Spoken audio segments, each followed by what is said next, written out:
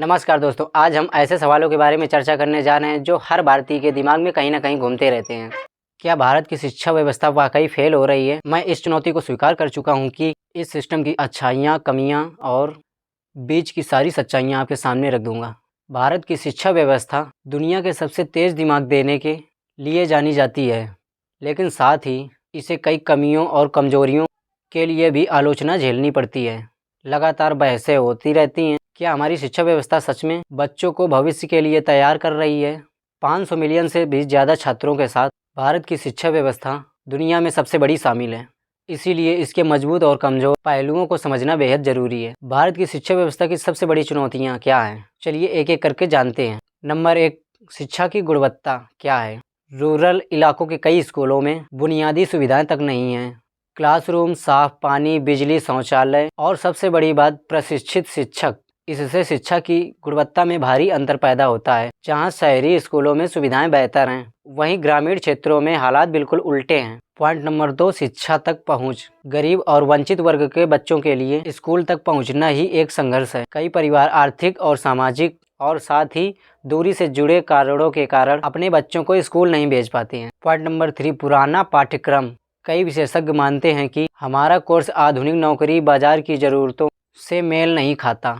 आज की दुनिया क्रिएटिविटी, टेक्नोलॉजी और इनोवेशन की मांग करती है, लेकिन हमारा कोर्स अब भी रटने पर जोर देता है। पॉइंट नंबर 4, रटने की संस्कृति। रोट लर्निंग का दबाव कई बच्चों असल समझ और क्रिटिकल थिंकिंग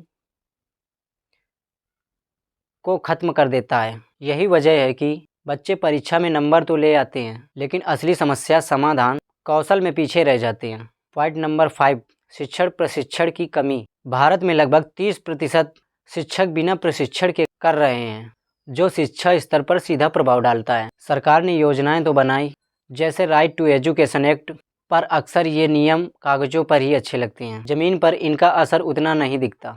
अब कुछ उम्मीद जगाने वाली कहानियां भी हैं। Point number 1, Kerala model. Kerala ने दिखाया कि सही योजना और साधनों के उपयोग से शिक्षा व्यवस्था को बदलना संभव है।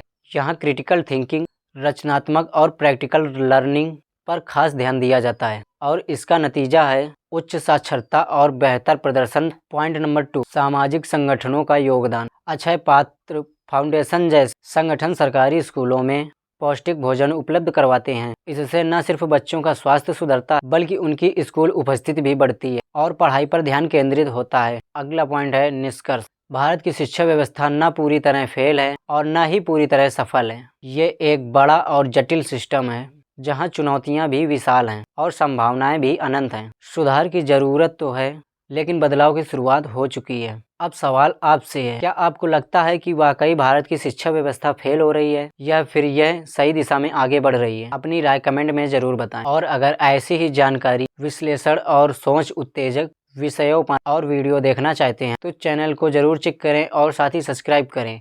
अगर आपको यह वीडियो से कोई जानकारी मिलती है तो आप चैनल पर कमेंट करके ज़रूर बताएं कि आपको इससे क्या सीखने को मिला, आपको इससे क्या जानकारी मिली है।